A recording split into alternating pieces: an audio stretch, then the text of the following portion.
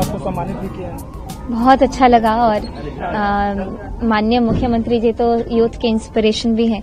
बहुत अच्छा लगा कि उनके हाथों सम्मानित हुई और गोरखपुर तो हर बार से भी ज्यादा बेहतर इस बार नजर आया और बहुत सुंदर, साफ और प्यारा गोरखपुर है। गोरखनाथ मंदिर भी जाएंगे आप? बिल्कुल, अभी कार्यक्रम खत्म हुआ तो अब जाऊंगी। ये खिचड़ी मेला है गोरखपुर का, जो है गोरखनाथ मंदिर का, काफी प्रसिद्ध है। इसको लेकर क्या कहेंगे, खिचड़ी मेले को लेकर आप?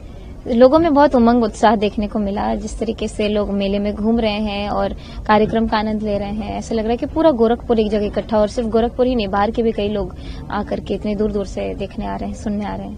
तो बिहार चुनाव में जो बड़ी जीत हुई है उसको लेकर क्या कहेंगी आप? मैं बहुत ज्यादा खुश हूं और दायित्व बढ़ गया है। लोगों की उम्मीदें मुझसे बहुत बड़ी हैं और उस पर खरी उतरने की पूरी कोशिश में हूँ। तेजस्वी यादव जो कह रहे हैं कि लोकतंत्र को लेकर कह रहे हैं, लोक हारा तंत्र जीत गया, तो इसको कैसे देखती हैं? तेजस्वी यादव कह रहे हैं। तो ये सारी बातें जो भारतीय जनता पार्टी के प्रवक्ता है, आप उनसे पूछेगा, क्योंकि ये तो बड़ी अलग चीज। मुझसे मेरे कॉन्स्टिट्यूएंसी के बारे में पूछेंगे तो बेहतर रहेगा। Thank you.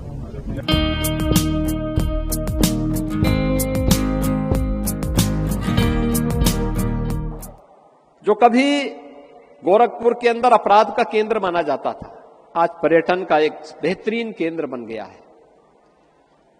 अब गोरखपुर की कोई उपेक्षा नहीं करता। अब हर विकास की योजना आप तक पहुंचती है, शासन की हर योजना आप तक पहुंचती है, बिना मांगे पहुंचती है। यह है परिवर्तन, और उस परिवर्तन में आप सबको सहभागी बनाने के लिए आज हम सब एक बार फिर से यहां पर आए हैं। याद रखना, हमारे जीवन की सबसे बड़ी ताकत है जो उपलब्धि आपने हासिल की है, जो उपलब्धि उत्तर प्रदेश ने हासिल की है, यह हासिल की है धैर्य से, अनुशासन से।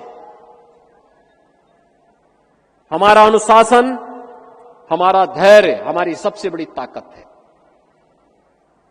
हमने धैर्य नहीं खोया। हां, अगर गोरखपुर या उत्तर प्रदेश की उपेक्षा हुई, हमने संघर्ष का रास्ता अपनाया। इंसेफ्लाइटिस के खिलाफ हम लोगों ने कभी संघर्ष का रास्ता अपनाया था। आंदोलन हुई, गोरखपुर की सड़कों पर हम लोगों ने आंदोलन किया। सरकार बनी, ये जिम्मेदारी हमारे ऊपर आई। पिछली सरकारें जो कुछ नहीं कर पाई थी, हमने मात्र 2 वर्षों में इंसेफ्लाइटिस का खात्मा कर दिया, हमेशा के लिए उसको समाप्त कर दिया। यानी हम कर सकते हैं, हमने करने की इच्छा शक्ति है।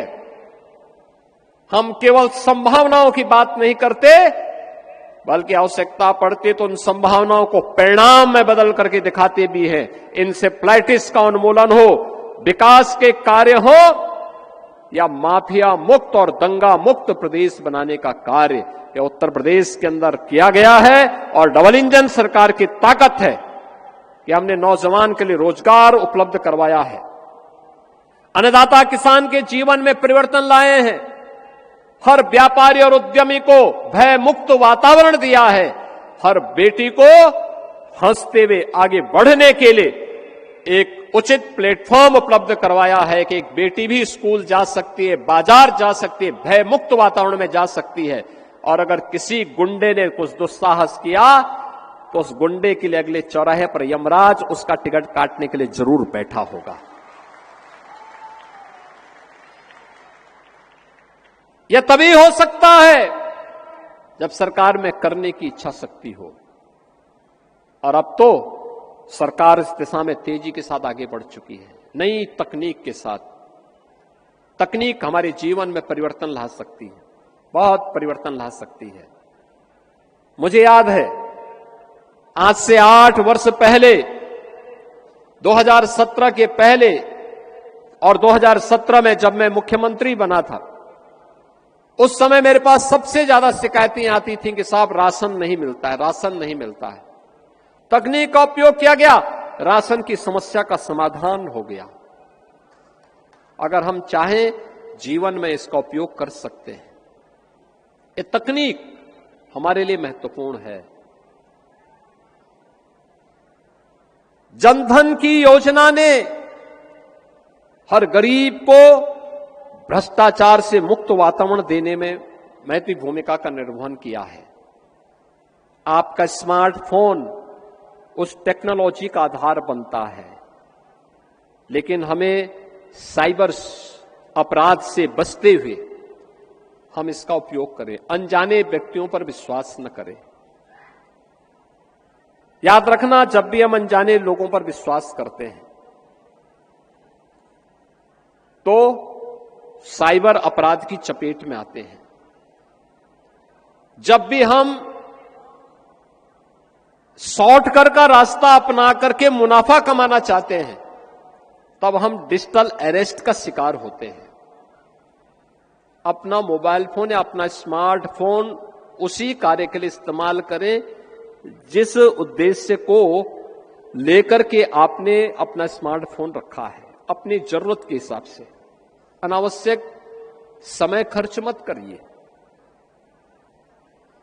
तकनीक मनुष्य के लिए है, मनुष्य तकनीक के लिए नहीं है। अब मैं देखता हूं छोटे छोटे बच्चों को भी, दुधमुहे बच्चों को भी स्मार्टफोन लोग पकड़ा देते हैं। ये अपराध कर रहे हैं। ये अपराध मत करिए, मत पकड़ाइए बच्चों को स्मार्टफोन। उसको लिखने पढ़ने की आदत डलवाइए, सिखाइए उसको थोड़ा। स्मार्टफोन पकड़ लेगा तो फिर उसके बाद वो जिद्दी हो जाएगा, डिप्रेशन का शिकार हो जाएगा। एक समय आप धोखे में स्वयं हो जाएंगे। उससे बचिए। दूसरा, स्मार्टफोन बंद करके रखिए। जब आप कहीं यात्रा में जा रहे हैं, बाइक चला रहे हैं या 4 व्हीलर चला रहे हैं, अपना स्मार्टफोन बंद करके रख दीजिए, साइलेंट मोड में रखिए।